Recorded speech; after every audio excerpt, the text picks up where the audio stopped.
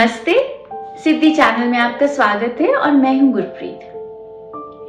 आज हम we perform stage पर एंटर कर गए हैं और वी परफॉर्म में सबसे पहले आती हैं मां कालरात्रि।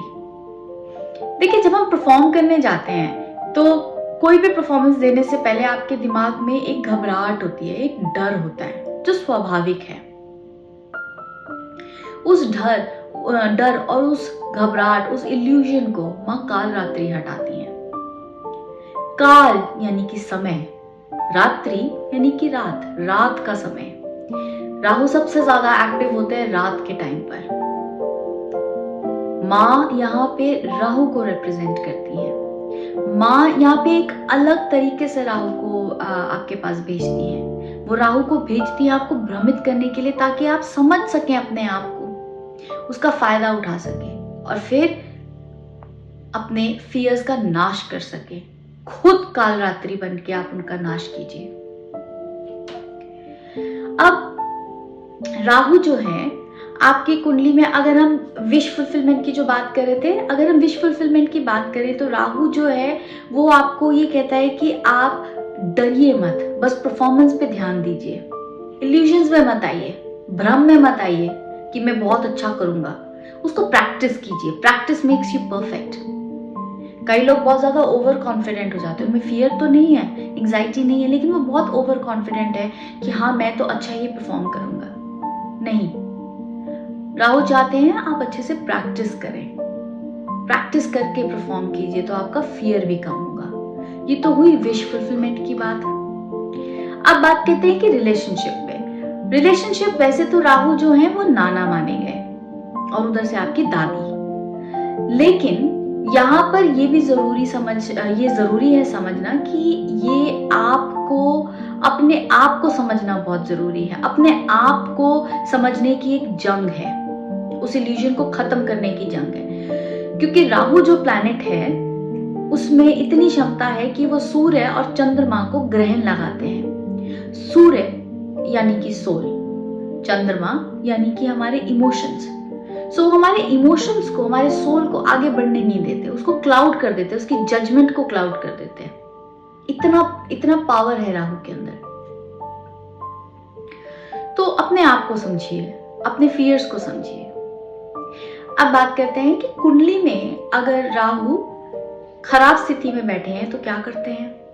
देखिए, राहु अगर खराब स्थिति में बैठे हैं तो वो आपको ऐसे डिजीजेस देंगे जो इजीली डायग्नोज नहीं होते। आप एक से दूसरे डॉक्टर के पास जाएंगे और आपको सॉल्यूशंस नहीं मिलेंगे। राहु आपको फिकल माइंडेडनेस देते हैं। आप एक डिसीजन नहीं ले पाते। एक डिसीजन आज ले लिया, फिर आप बहुत सारे लोगों से पूछते हैं, फिर आप इन्फ्लुएंस हो जाते हैं, दूसरा डिसीजन ले लेते हैं। ये राहु करवाता है। राहु आपको बहुत थिन पर्सनालिटी, बहुत पतले दुबले जो लोग होते हैं वो राहु करवाता है।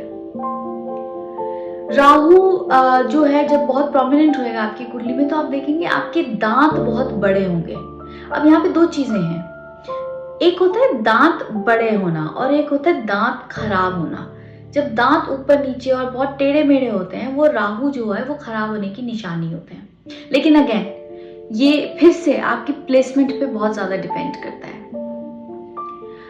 राहु आपको आलसी भी बनाते हैं, राहु आपको ओवर कॉन्फिडेंट बना देते हैं। राहु अगर खराब है तो आप बहुत ओवर कॉन्फिडेंट, बहुत ऊंची ऊंची बात करेंगे, लेकिन जब परफॉर्मेंस का टाइम आएगा तब आप परफॉर्म नहीं कर पाएंगे। ये सारी खराब राहु की वो है निशानी।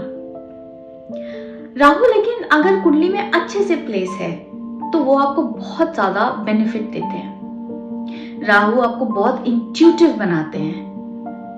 राहु आपको इनोवेटिव बनाते हैं, बिल्कुल out of the box solutions आप लेकर आते हैं। आपके क्रिएटिव आइडियाज बहुत अच्छे होते हैं। राहु जो होते हैं स्ट्रॉन्ग, राहु जो है वो आपको रेवोल्यूशनरी बनाते हैं। आप वर्ल्ड के अंदर चेंज लेके आते हैं। आप किसी कॉज के साथ एसोसिएट होते हैं। लोगों के लिए आप अच्छा करना चाहते हैं, कुछ नया इन्वेंट करना चाहते हैं। इसे बहुत सारे साइंटिस्ट जो हुए जिन्होंने इन्वेंशंस की, उनका राहु बहुत स्ट्रॉन्ग था।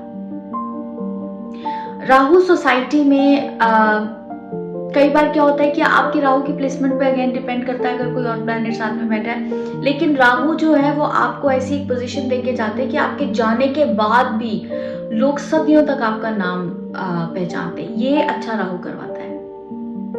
राहु आपको बहुत फास्ट, आप जो एक्टिविटीज करते हैं या फुर्तीले होते हैं, आप बहुत ज्यादा पतले होंगे लेकिन फुर्तीले होंगे, ये राहु अच्छे की निशानी है। अब बात करते हैं कि राहु अगर खराब है तो हम उसे कैसे बैलेंस कर सकते हैं। देखिए, राहु अगर आपको कुछ, आप कहीं आपको लगता है कि आप स्टक हो गए लाइफ में, आप आगे सोच नहीं पा रहे, आप एक डिसीजन नहीं ले पा रहे, हॉप कर रहे हैं इधर से उधर, तो दो चीजें आप कर सकते हैं। एक, अगर तो आपके पास समुद्र का एक्सेस है, बहुत अच्छे, आप समुद्र में जाइए, क्योंकि समुद्र जो है वो राहु है। वहां पे पानी के अंदर खड़े होकर आप समुद्र की लहरों को अपने तरफ आते हुए देखिए और ये देखिए कि ये सॉल्यूशंस आ रहे हैं आपके पास। अच्छे 10-15 मिनट तक वहां पे खड़े रहिए और इसको सोक इन करके पीछे मुड़े बिना आप वापस आ जाइए। I mean, आप अपनी गाड़ी की तरफ जा रहे हैं लेकिन पीछे मुड़ के समुद्र की तरफ दोबारा नहीं देखना आपने। दूसरी चीज जो आप कर सकते हैं वो है पहाड़ पर जाना। पहाड़ की चोटी जो है वो भी राहु है।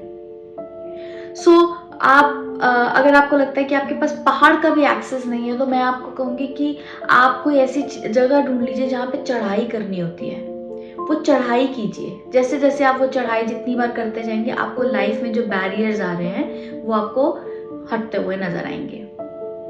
राहु आपकी चोटी भी है। देखिए, पुराने जमाने में लोग चोटी बांध कर रखते थे, तो कहते थे राहु को मैंने बांध रखा है। अगर आपको राहु इशू दे रहा है, अगर आपको लगता है आपके अंदर डिस्ट्रैक्शन बहुत ज्यादा है, अगर आपको लगता है कि आपको रात को नींद आने में प्रॉब्लम आ रही है, अपने बालों को बांध कर रखिए। स्पेशली लड़कियों के लिए है, अपने बालों को बांध कर रखिए। आपको जो नेगेटिव थॉट्स आ रही हैं वो आनी बंद हो जाएंगी। इसके बाद राहु आपका बाथरूम है।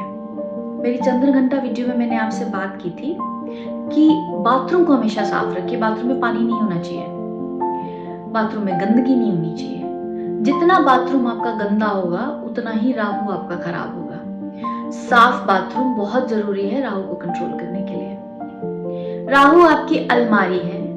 अपनी अलमारी को हमेशा ऑर्गेनाइज रखिए।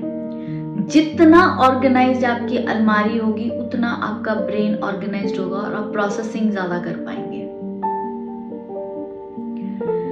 राहु जब आता है या कुंडली में जब खराब होने वाला होता है, इसके नेगेटिव इफेक्ट्स आने वाले होते हैं, तो आपको राहु इंडिकेशंस देते हैं। आपके घर के अंदर चलते चलते इलेक्ट्रॉनिक चीजें खराब हो जाती हैं, बल्ब फ्लिकर करने लग जाते हैं या बल्ब बिल्कुल चलते चलते खराब हो जाते हैं। ये सब राहु के आने की निशानी है। पहली चीज तो, अगर मशीन खराब हो गई है तो उसे इकट्ठा मत कीजिए। खराब इलेक्ट्रॉनिक जो है वो भी आपके राहु को खराब करता है, सो उसको उठा के बाहर फेंकिए। अगर आपकी घड़ी जो आपको लगता है कि उसके अंदर सेल डलने वाले हैं, आप यूज करने वाले हैं, तो उससे सेल डलवा के उसे यूज कीजिए। पुरानी पड़ी हुई घर में बैटरीज जो हैं उनको प्लीज फेंकिए, वो भी राहु खराब करती हैं। मैं उम्मीद करती हूँ मेरी ये सारी टिप्स आपको अच्छी लगी होंगी और इनमें से कुछ आप जरूर अपनाएंगे। मैं कल आऊंगी माँ महागौरी के साथ और जानेंगे कि महागौरी हमें हमारे परफॉर्मेंस भी किस तरह से हेल्प करती है। लेकिन तब तक के लिए नमस्ते।